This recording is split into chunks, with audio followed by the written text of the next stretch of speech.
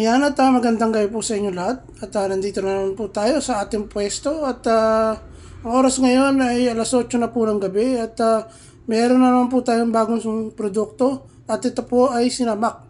Kanina lang po ito dumating sa bahay ng alas 12 ng tanghali.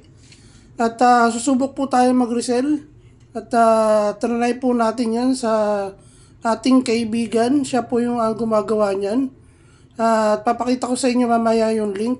Hindi lang po sinamak ang ginagawa nila, pati po yung iba pang produkto like yung garlic chips, yung mga sinantol, meron din po sila niyan. At private message lang po kayo sa kanila para sa mga inyong mga katanungan. Murang-mura ko lang po nakuha yan, re-resell lang po natin yan. At 48 pieces po yan. At ito po yung link nila Mag-message lang po kayo dyan para sa mga gusto niyo pong ma-avail ng mga produkto. Yun lang.